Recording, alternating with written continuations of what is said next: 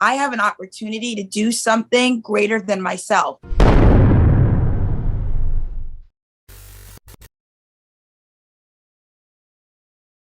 Hello and welcome to a new episode of Coming Clean Podcast. This is your host, Peter O. Estevez. And today we have none other than Olympian athlete, entrepreneur, and podcaster, Miss Priscilla Frederick. Hello, Hi, Priscilla. how are How are you? you? It is so good to see you. Thank you for joining us today. No, thank you so much for having me. I really appreciate the invite. Well, I'm excited to have you. I'm excited to learn about your journey. I'm excited to learn about why was it that having an incredible opportunity to be an Olympian athlete at the Tokyo Olympics, you weren't able to participate. So why don't we start right there and then we go into your journey? Yeah, absolutely. I've absolutely, loved participating at the games in 2016 and, unfortunately not being able to make it this Olympic Games due to COVID. It really did set me back a bit, but, every setback that I have is definitely preparation for something bigger. And it's definitely been a healing process for me right now. But I am taking it all with stride. I'm taking it step by step. And so we move forward with grace and patience and perseverance. Yes, absolutely. Well, listen, you started, as you say, you participated in the 2015 representing Antigua and Bermuda, right? Yes. So tell us about that journey because you were U.S. born, born in Brooklyn to a single Queen, mother, Queens. born in the Queens to a single Yeah. mother, but you represented Antigua and Bermuda. So tell us Yeah. how that happened. Why did that happen? So I was obviously raised by my mother, who is from the Dominican Republic, and my father is from Antigua and Barbuda. And so in 2012, when I went to the US trials, I felt that once I was done, I didn't have the support from the US that I would have liked. And my college coach at the time really tried to tell people, she's the real deal. She's ready to go. And I just didn't get that support. I wasn't going to be sent to meets, and I was going to have to fight for every little opportunity that I had already proven myself to have earned. So when I came back home, I did live back home because that's what you do as an athlete when you want to go forward. You got to figure out what you want to do. And financially, I needed to start from scratch. And so I moved back home with my mom in New Jersey, actually, where she lives now. And, I looked at it and said, wow, I'm from Antigua and Barbuda and Dominican Republic. I have island blood. I have island DNA. And it's something, especially my father's side, because I'm not close with him, that I don't know about. I have an opportunity to do something greater than myself. I have an opportunity to represent people who aren't on the map. The islands have less than 100,000 people. So, and coming from the US, it's like they have, funnels and funnels of people. But for smaller islands, they don't get that opportunity. They don't get to have these elite level athletes all the time. So if I can represent the people and learn about where I come from, and that was the biggest thing. I wanted to, not having that kind of close relationship with my father, I wanted to know about that part of me. I wanted to know the culture, the history. I wanted to know the people, the language, the food, everything, And so I had that a little bit with my mom being raised by her, and that Hispanic culture and the gatherings and the family and, that. And I didn't have that with Antigua. And so that is why, I gravitated towards Antigua, and it became a very long and incredible journey, an eye-opening journey.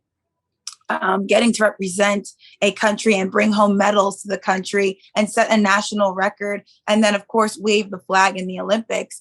It was a lot of pride because I knew exactly who was cheering for me. I knew exactly what that flag meant and what that flag stood for. And so putting that island on my shoulders, it was more symbolic than anything. I love that. I love that. So tell me something, just for clarification, because Yes. there's always some haters out there, for lack Of of a better course. word. If And you I don't don't got like haters, you ain't doing something right. that's right. That's right. And I particularly don't like to use the word, but it is a reality, right? Yeah. So there's always some haters that question why you would represent an island in which Yeah. you were not born. Was there Yeah. any financial incentives? Was there more? Was there sponsorships that drew you there? Were you offered large sums of money? What was it that besides? So I just want to uncover that. You just wanted to I be will let attached to you, your heritage. I will clear it up 100%. None of that of what you just said happened at all. I I was unsigned all of my career. I worked 2 to 3 jobs while training. And the main reason to represent Antigua was it was more selfish because I wanted to learn more about me. I wanted to learn about where I came from. And I wanted to figure out, in a sense, the gap between my father and myself. There was no money incentives. It's easier to qualify. The Olympic standard is the Olympic standard. There's number is a number, right? It was more of me getting to know the culture, me trying to bridge the gap with my father and understanding his perspective, knowing where I'm from, and representing a people that don't get as much publicity. They really don't. I still train in the US, but a lot of the island athletes, they train in the US. They're training at incredible facilities in the South or in the West Coast. So no, it wasn't. There was no easier way. There was no money. I did get on Olympic Solidarity because I earned it. It wasn't like I got there and they started throwing money at me. I won 3 to 4 medals for them, and I broke the national record. And they realized, okay, but I was making $12,000 a year, so it's not like I was balling on the budget. No, I could financially.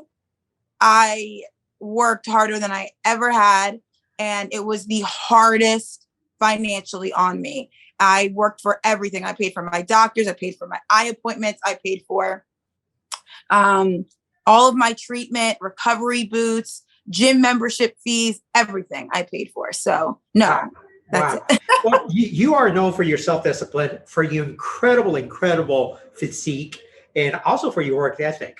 But along with that, there has been a lot of criticism, particularly when you seek other roles outside the athletic space, outside the Olympics. When you wanted to model, when you wanted to go into acting, you've been told that you are too big, too thick.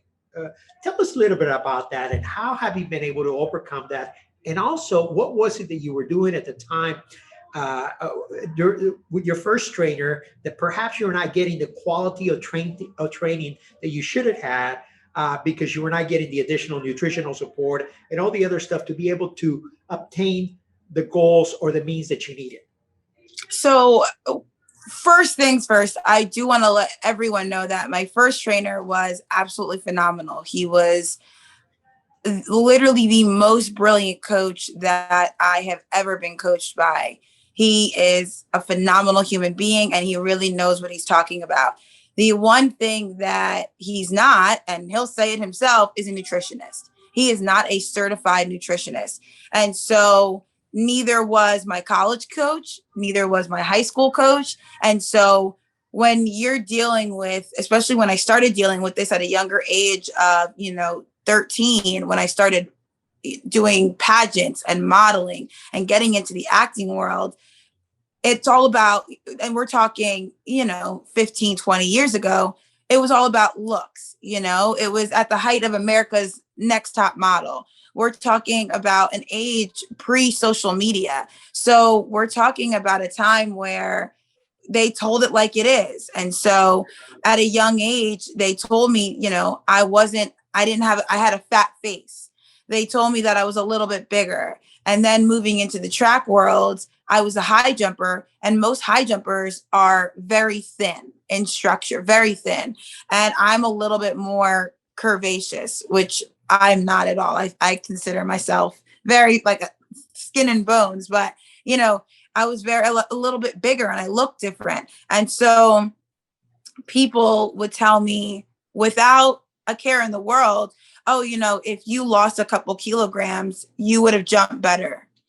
If I'm eating something, they were like, oh, you need to put that down. So things of that nature always came up all the time.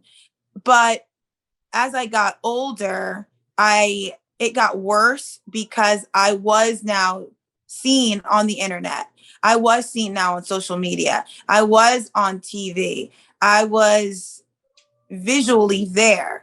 And for me, I had a very, very bad relationship with food because I couldn't look like the other girls. And I knew not to compare myself, but it's very difficult to do that when it's black and white. It's right there in front of you. And so I remember just always asking, because I dated my coach, we would look and I'd be like, oh, can I eat this? Can I eat this? Is this okay? I remember going to meets and seeing what my competition was eating. And if I had too much on my plate, I wouldn't eat it and I'd be starving. I would be drinking like 5-6 cups of coffee in the morning before meets so I could literally just dilute myself and feel thin, and so that I could look in the mirror and be like, I'm going to have a great day. And so when coaches don't have the knowledge, they're just saying, eat healthy, do your best, but that's not helping because it doesn't matter. It's still out there. And so for me, I broke down one day because I looked up all my competition in a list, and it went, this girl is, 6'2" and 130 pounds. This girl is 6'3" and 118 pounds. This girl, and it just went down the list. And I broke down in tears because when it came finally to the Olympic gold medal at the 2016 Olympics, she was 5'10", which was my height, 5'10", 11. And she was 157 pounds, which is what I was. And in that moment, I realized it doesn't matter. None of it matters. All that stressing, all that worrying, what was it doing? It wasn't helping me. It wasn't benefiting me. And at the end of the day, I'm talented, I'm strong enough, and I just need to work with what I got. And so for me, that was the turning point. Don't compare myself to anybody else. Stop stressing about things that are out of my control, and that I can be great exactly how I am, exactly what I am. Because on the days of the meets, I didn't know what I weighed. I have not a clue. I could PR. Still to this day, every time that I PR'd, every time that I became the national champion, every time that I compete, I have no idea what I weigh. So it didn't matter.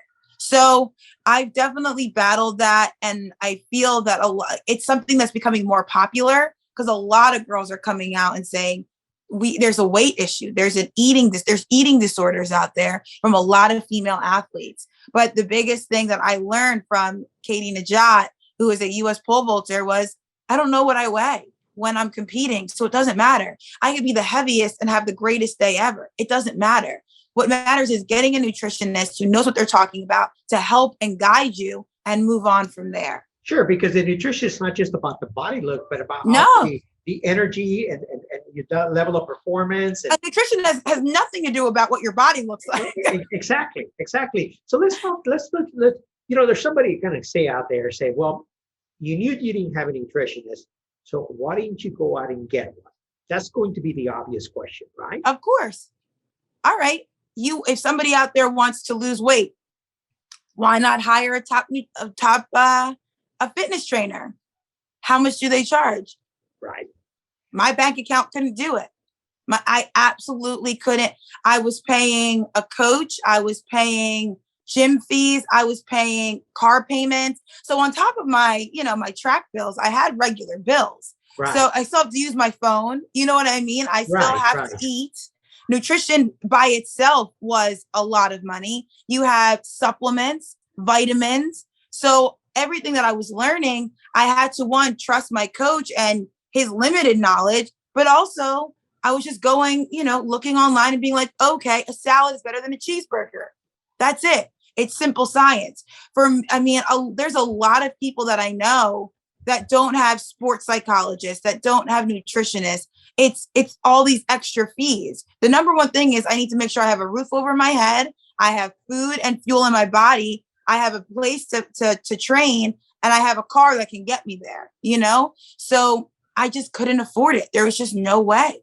Yeah, and this is the realities of coming from a disadvantaged community, right? The reality that you may have an incredible advantage as far as what it is, your talent, your innate talent as an athlete.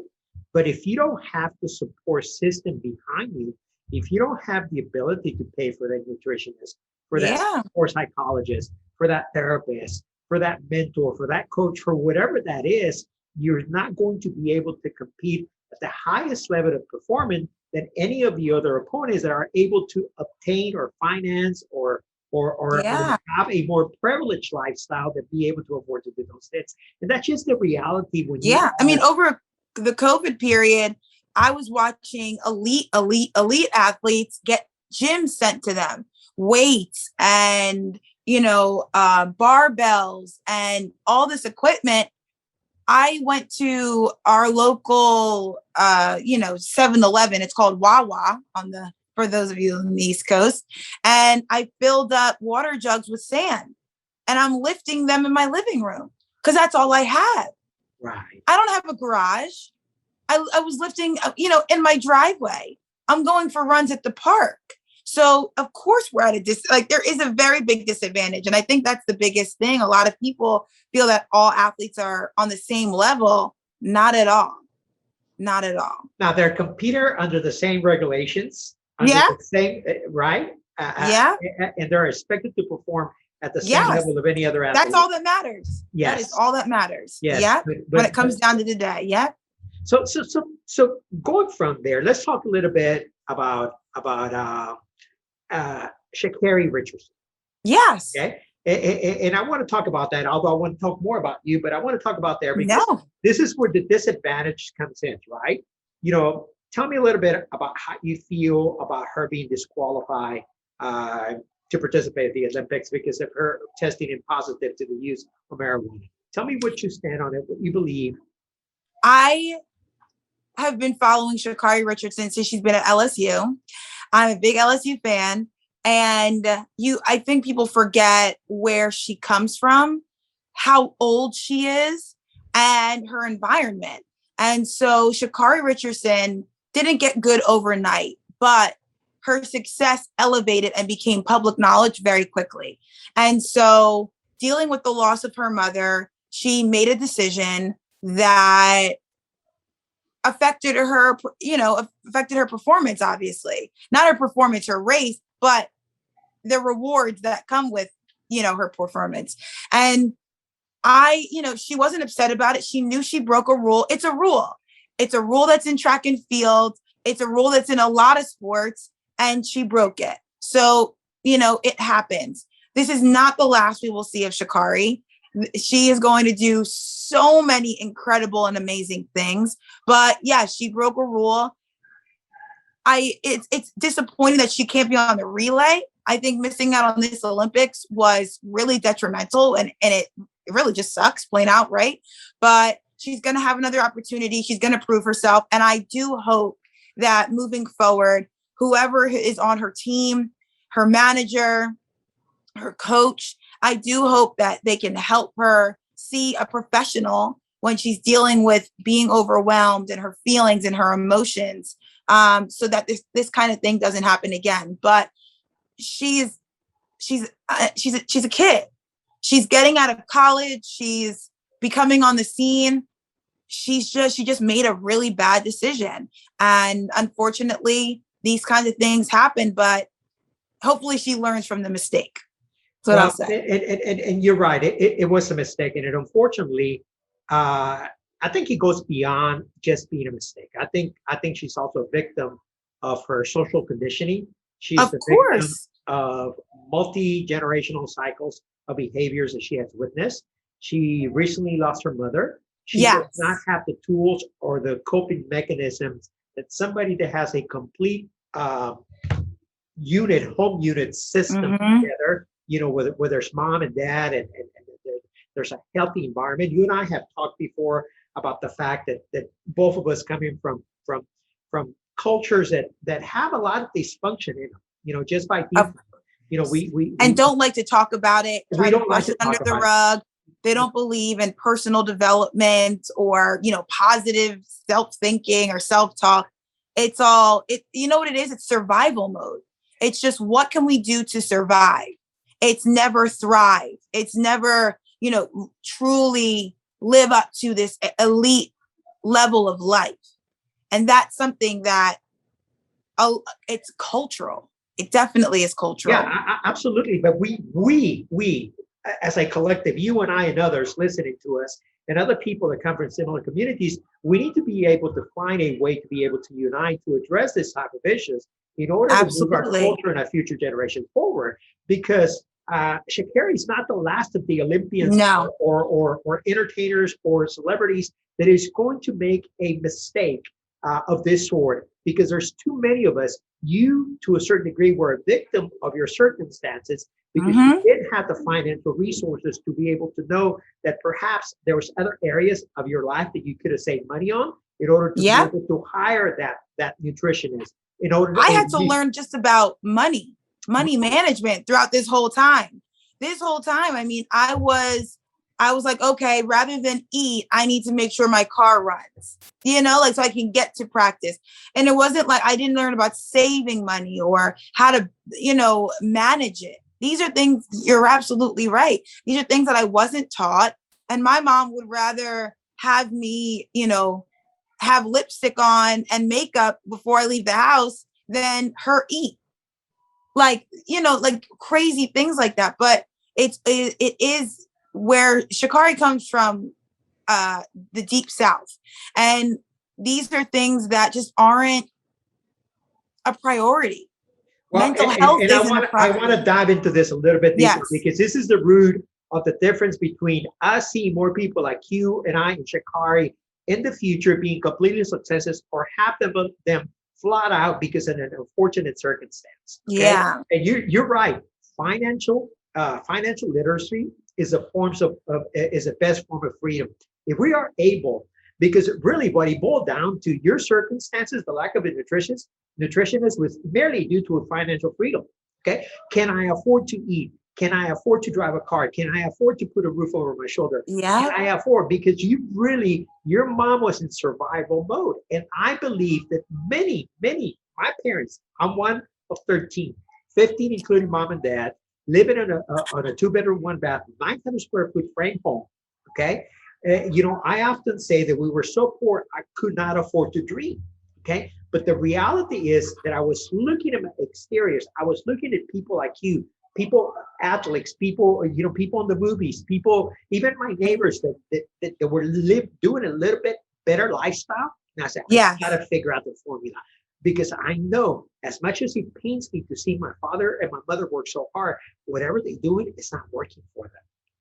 Okay, it's true. It's not working for them. So look at what you did. You did the same thing that I did when it came to my mom's with finances and relationships. I said, they're doing it wrong, right? They're trying their hardest, but it's not working. So when we thought, okay, if it's not working, usually you change it. Our parents decided we're just going to keep going. This is the formula. Right. But where we shifted our mindset and said, okay, if that's not working, we need to figure out the way that will. Right. I think that's a huge key too. Absolutely. So how do we reach into somebody like Shikari to make sure that she's not shuffled between the handlers, all the other vested interest people that, let's face it, we have seen that with Britney Spears to a certain completely different circumstances. Okay. No, but but you can see that their team wasn't. They weren't there for her. They weren't helping. They weren't vested. They were not vested in her best interest. They were not vested in her best interest. The number one thing that I can honestly say is self-love, self-motivation, and self-education. I think when we talk, people have talked about this a lot. When you think of um, uh, singing groups from like the 80s, 90s, and they couldn't read their contracts. So they got screwed over because they trusted somebody else. Now, you can always trust somebody to do other work for you, but you have to self-educate. If there's a contract that's being sent to you, or if, like, for myself, I knew that, I'm going to be a professional athlete. There's so much education out there. There are so many books. There's so many talks. There's so many things that, rather than scrolling through social media, or, you know what I'm saying? Like, all these things that can distract you, spend time educating yourself on something that's going to help you get that 1% better each day, right? And it could only be like a little, a chapter a day, a few lines a day, but things about self-management, personal development, contracts, anything that can help you in your scenario can help you get better. And trust me, there's a book about it. I never realized how many books are out there. I'm learning about, starting a business and entrepreneurship. I always am reading and learning and understanding how to be better. I'm talking with you. It's making me better. All these little things are helping me. And you can tell if somebody is there for you once you start educating yourself. You're like, well, that seems a little off. That doesn't seem in line with what I'm doing. That doesn't seem in line. And then other things are going to start make you feel like uncomfortable. You know what I mean? Sure, so absolutely. that you can finally start narrowing it down, but it all comes with education. Absolutely. And the reality is that probably the easiest pathway to education, self-education, is personal development and emotional intelligence, and being able to combine them and operate with them in parallel. You said it a minute ago. I think we have to be able to allow ourselves in a society today where personal development is no longer for that 1% elitist country club members. It has been democratized. It has been demonetized. Okay, and he has been digitized. And we have an opportunity to listen to a podcast, to download a book, to follow and curate a lifestyle, to be able to have that inner circle, even if it's a cyber inner circle of the people that are going to be able to help you move forward. Yes. We become the total sum of the 5 people that we spend the most time with. And that does not necessarily mean that we have to be with them walking shoulder to shoulder. No. Who are you following? What are you reading? What music are you listening to? And you mentioned that to me on our pre-conversation the other day. So yes. Tell us a little bit about your practices and the things that you do, and how is it that you protect your energy, the boundaries that you have created, and the life that you have curated in order to have a healthy lifestyle. Absolutely. And I love talking about it because I've lived it, I've done it, I've worked at it, and I've gone through different areas of my life. And that's what the most important thing was. A lot of people ask, you always talk about your journaling, and obviously you're an Olympic athlete, so you train and all these kinds of things. But I was like, the most important thing was my self-love. Self-respect for myself. And what did that come with? That came with making sure that I was surrounding myself every single day with a positive attitude, elevating my mindset, making sure that I was eating great things that fulfilled me, nurtured me. Same way that we eat things that nurture our soul, nurture our lives, nurture our health, is the same way I wanted everything around me. I didn't want one little piece of my energy to be stolen by anything negative or disrespectful, anything. I wanted everything to be about confidence, self-resilience, courage, strength, a warrior attitude. I wanted to emulate this warrior. Like, I wanted that so badly. So I needed to make sure that everything around me was building me to be the best version of myself. Now, I could, again, It's a little selfish, but I didn't care about what other people's opinions were. I didn't care about anything else. And I still live it to this day. I take this Olympic mindset with me everywhere that I go. I make sure that I get rest. I make sure that what I'm watching on social media benefits me. If it's not benefiting me, if it's not making me laugh or bringing me joy, it's time to unfollow and delete. If somebody around me that I'm interacting with is stealing my energy and I don't like how I feel around them, then it's time to cut them out. And it goes from there. I love, having donuts, but I can't just have donuts all around my house. So I wanted to make sure that I ate things that I relished and I loved. So I started cooking. So now I'm cooking these elaborate meals and I'm looking at recipes. And now it's like this thing that my husband and I like to do together. It's even when it came to my relationship, everything this person that was going to be in my life, I needed them to support me and know what I was doing and help believe in my dreams, but also have me help them get to their dreams. And so my marriage is thriving. And I know people who are negative about it. And I know that, but they're not close to me. Like you said, I'm going to have haters all day, but that's fine. On the outside, that's okay. But what's around me, all the books that I read, the television that I watch, the music that I listen to, it's elevating me. It's making me better. It's making me happy. And that's what's most important. So now I can be the best version of myself for everyone that I meet, because I want to make them better. I want to make them happier. I want them to see God through me. I want them to see respect through me. I want them to see strength through me. I want them to see courage. These are the things that I want to be, because I surround myself and I'm pumping it into my veins every single day.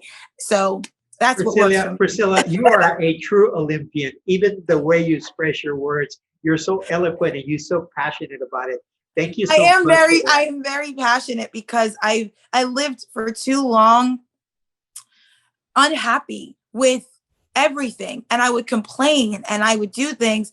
And now I'm like, there's no reason for that. No one should steal your energy. No one should steal your joy. You have complete control. And my New Year's resolution was control what you can control. I got COVID in January and it derailed my Olympic dream, literally 5 years worth of training, but it doesn't matter because I'm not going to block my blessings. I can control what I can control. I have my life, I have my fight, and I have my warrior cape and my armor. I'm ready for battle. And that's something that a lot of people forget. We spoke recently about this warrior attitude, and everyone's like, oh, you're a warrior. You're such a superhero. I said, yeah, but I want to let you know that superheroes go through battle. We go through battle. Every time you go to a Marvel movie, some evil guy's going to be there that they have to fight. They're not going to, sing on Lollipop Lane. They're going to battle. And that's why you go see the movie, to see the triumph, to see the fight. And so I've been through so many fights. I've been that warrior since the beginning. But every time that I go to battle, no matter whether I win or lose, I'm learning, I'm growing, I'm getting better. And so I earned my armor, and that's why I feel so confident. My shield, I fought for that. I shed tears for that. I shed blood for that. So if you really want to be this true, resilient leader and this passionate person, be ready to go to battle with everything that's around you, because you are prepared, because you've done the work, and I've done the work, and I'm ready to go to any kind of battle because I've earned all of my armor. Absolutely. I love it. I love it. I love it. We talked about this the other day about being able to tend to your 5 pillars, right? The mental, the physical, the emotional, the spiritual, the financial. And we are able to do that, and you and I don't come from a culture that supports that even talks about that, right? Yeah. And it's not because they don't want to, it's just because they don't know anything about it. Or as you said it earlier, they are constantly living in a state of survival.